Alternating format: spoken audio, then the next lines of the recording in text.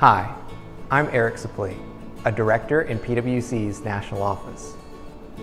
Tax reform may have a significant impact on a company's annual effective tax rate, or AETR. So first, let's talk about that rate. The AETR is the rate used by a company to estimate its tax provision in its quarterly financial reporting. You can see a summary of the basic interim tax accounting model on the screen. The accounting guidance requires that companies estimate their annual effective tax rate for the year in the first quarter of each year. Companies would then update that estimate during each subsequent quarter. This means that the AETR may change, 1, as there are changes in forecasted full-year ordinary income or loss, or 2, as there are changes in items that comprise the estimated tax provision.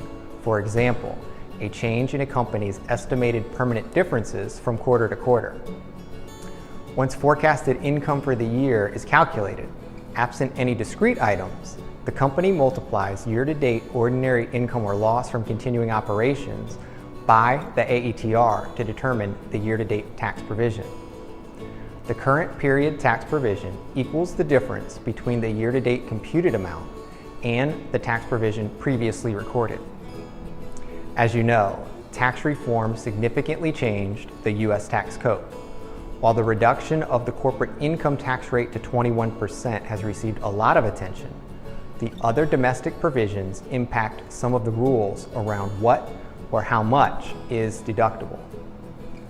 For example, tax reform expands the limitations on the deductibility of executive compensation and repeals the manufacturing deduction.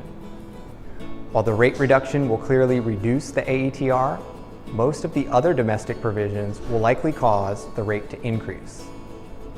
The international provisions are likely more complex than the domestic provisions. Considering that they are new, there could be some uncertainty on how to interpret and apply the provisions. Additionally, to estimate their impact, companies will need forecasted data that they may not have gathered in the past.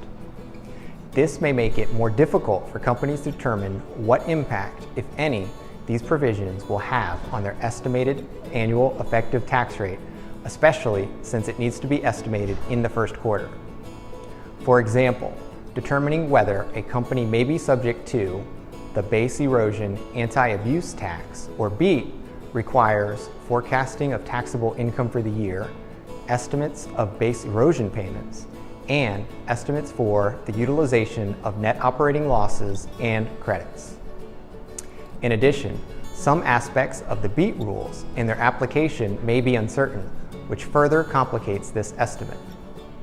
Similar challenges also apply to 1, the global intangible low-taxed income tax, 2, the foreign-derived intangible income deduction, and 3, to changes in the foreign tax credit regime.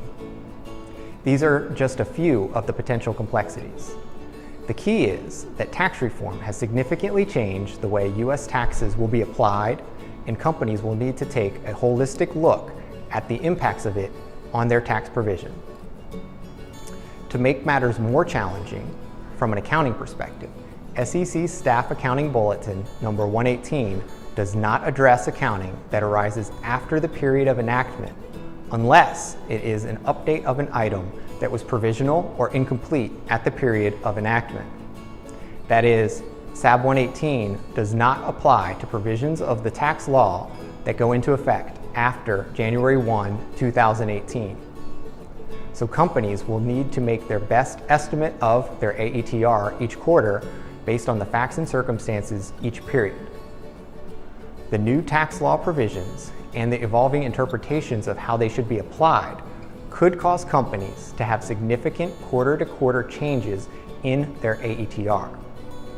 Despite the uncertainties, there is no pass on making the best estimate each quarter or on the controls that surround that process.